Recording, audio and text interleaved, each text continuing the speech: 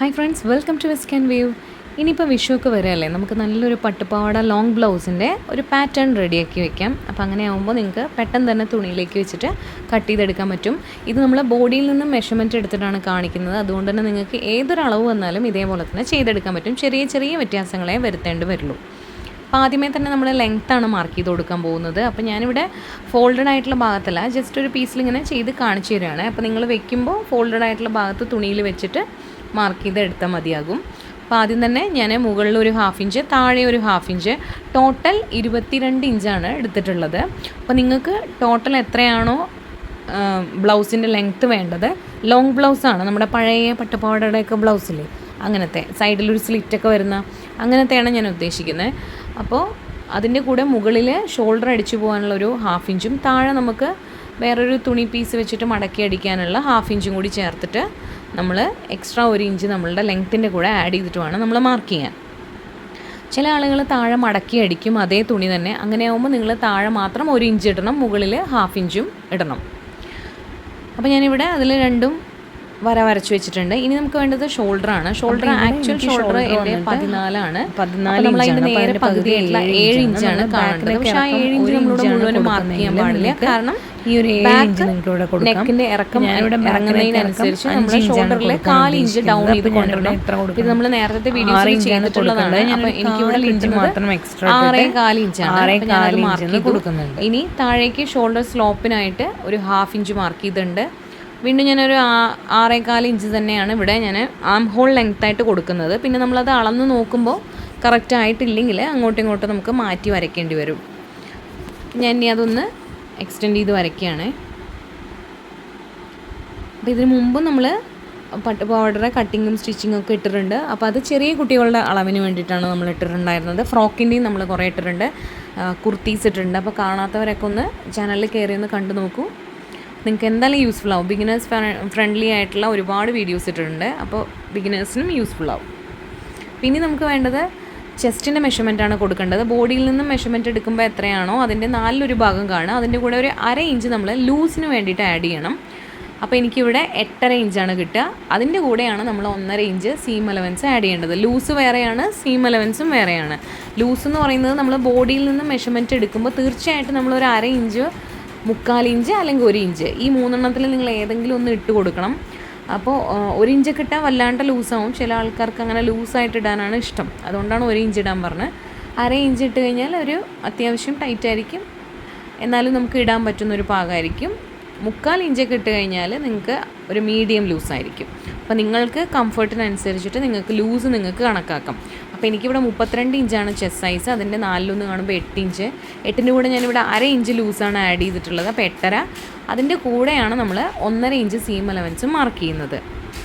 ഇനി നമ്മൾ മാർക്ക് ചെയ്യേണ്ടത് നമ്മുടെ ഷേപ്പ് ലെങ്ത്താണ്. ഷേപ്പ് ലെങ്ത്ത് മാർക്ക് ചെയ്യുന്നത് നമ്മൾ ആ ഷോൾഡർ ജോയിൻ ചെയ്യുന്നതിന് വേണ്ടിയിട്ട് ഒരു 1/2 ഇഞ്ച് മാർക്ക് ചെയ്തിട്ടുണ്ടല്ലോ, അവിടെ നിന്ന് താഴേക്കാണ് മാർക്ക് ചെയ്യേണ്ടത്. അതേപോലെ തന്നെ ഒരു 18 ഇഞ്ചിലും ഞാൻ മാർക്ക് ചെയ്യുന്നുണ്ട്. ഈ 18 ഇഞ്ച് മുതലാണ് നമ്മളുടെ സ്ലിറ്റ് സ്റ്റാർട്ട് ചെയ്യുന്നത്. അപ്പോൾ ഈ ലോങ് ബ്ലൗസിന് നമ്മളൊരു സ്ലിറ്റ് ഇട്ട് കൊടുക്കാറുണ്ട്. അത് കാണാനും ഭംഗിയാണ്, ഇടാനുള്ള കംഫർട്ടിനും കൂടി വേണ്ടിയിട്ടാണ്.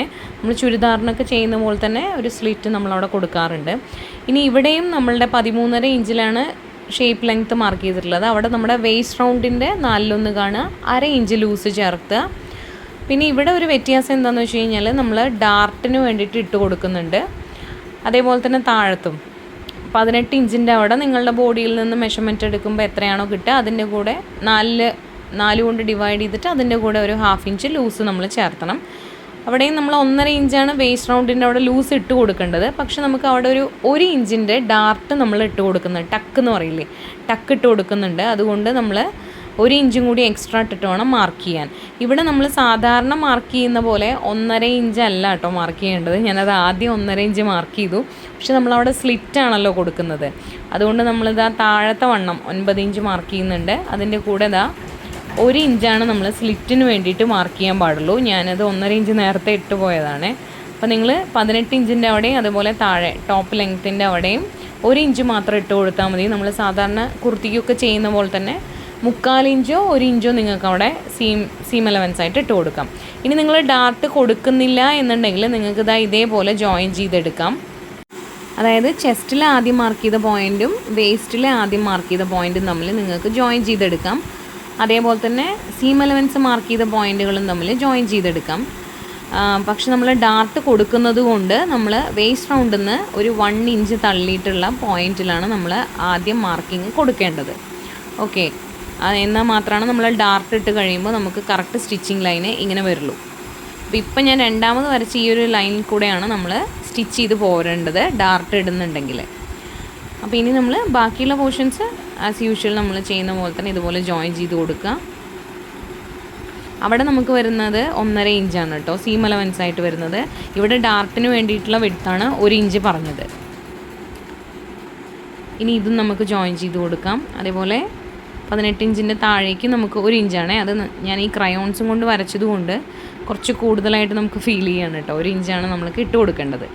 ഇനി നമുക്കിതാ എപ്പോഴും ചെയ്യുന്ന പോലെ തന്നെ ആം ഹോളിൻ്റെ പകുതിയിൽ നിന്ന് ഇതേപോലെ ഒന്ന് ഫ്രീ ഹാൻഡായിട്ട് ഞാൻ ജസ്റ്റ് വരച്ചെടുത്തിട്ടുണ്ട്. നിങ്ങൾക്ക് ഫ്രഞ്ച് കർവ് ഉണ്ടെങ്കിൽ അത് യൂസ് ചെയ്തിട്ട് വരയ്ക്കാം. ഇനി ഫ്രണ്ട് ആം ഹോൾ വരയ്ക്കാനായിട്ട് ഒരു 1/2 ഇഞ്ച് ഉള്ളിലേക്ക് മാർക്ക് ചെയ്തിട്ട് ഇതേപോലെ ഒന്ന് വരച്ചെടുക്കാം. ഇനി മാർക്ക് ചെയ്യാനുള്ളത് നെക്ക് വിഡ്ത്താണ്. നെക്ക് വിഡ്ത്ത് ഞാൻ കൊടുക്കുന്നത് 3 ഇഞ്ചാണ്. അപ്പോൾ 3 ഇഞ്ച് നെക്ക് വിഡ്ത്ത് കൊടുക്കുന്നുണ്ട്. അതോടൊപ്പം നെക്ക് ഡെപ്ത്ത്, അതായത് കഴുത്ത് ഇറക്കം കൊടുക്കുന്നത് ബാക്കിലോട്ട് 5 ഇഞ്ചും ഫ്രണ്ടിലോട്ട് ഒരു 5.5 ഇഞ്ചുമാണ് മാർക്ക് ചെയ്ത് കൊടുക്കുന്നത്. നമുക്ക് ആ ബോക്സിനുള്ളിൽ ഇഷ്ടമുള്ള ഒരു ഷേപ്പ് വരച്ചു കൊടുക്കാം. ഇനി നമുക്ക് ഡാർട്ടിൻ്റെ വിഡ്ത്താണ് കാൽക്കുലേറ്റ് ചെയ്യാനുള്ളത്. അപ്പോൾ വേസ്റ്റ് റൗണ്ടിൻ്റെ നേരെ പകുതി ഇതേപോലെ പിടിച്ചിട്ട് ഒന്ന് മാർക്ക് ചെയ്ത് കൊടുക്കുക. എന്നിട്ട് ആ മാർക്കിന്ന് മുകളിലേക്കൊരു 3 ഇഞ്ചും താഴേക്കൊരു 3 ഇഞ്ചും നമ്മൾ മാർക്ക് ചെയ്ത് കൊടുക്കുക. 2 സൈഡിലേക്കും നമുക്ക് 1/2 ഇഞ്ച് വീതമുള്ള ഡാർട്ടാണ് നമ്മൾ കൊടുക്കാൻ ഉദ്ദേശിച്ചിട്ടുള്ളത്. അതുകൊണ്ടാണ് നമ്മൾ 1 ഇഞ്ച് എക്സ്ട്രാ ഇട്ട് കൊടുത്തത്. അപ്പോൾ അതേപോലെ വരച്ചിട്ട് ഇതൊന്ന് ജോയിൻ ചെയ്തെടുത്ത് കഴിഞ്ഞാൽ നമ്മുടെ ഡാർട്ടും നമ്മൾ വരച്ചു കഴിഞ്ഞു. അപ്പോൾ ഇത്രയേ ഉള്ളൂ. നമ്മളെ പാറ്റേൺ മേക്കിംഗ് വളരെ ഈസി ആയിട്ട് നമ്മൾ കഴിഞ്ഞിട്ടുണ്ട്. ഇനി ബാക്ക് പോർഷൻ നമ്മൾ കട്ട് ചെയ്തെടുക്കുക. എന്നിട്ട് തുണിയുടെ മേലെ വെച്ചിട്ട് നമുക്ക് കട്ട് ചെയ്തെടുക്കുക. അത്രയേ ഉള്ളൂ. വളരെ സിമ്പിളായിട്ട് നിങ്ങൾക്ക് ചെയ്തെടുക്കാൻ പറ്റും. അപ്പോൾ വീഡിയോ ഇഷ്ടപ്പെട്ടാൽ ലൈക്ക് ചെയ്യാനും ഷെയർ ചെയ്യാനും കമൻറ്റ് ചെയ്യാനും മറക്കല്ലേ. അപ്പോൾ താങ്ക്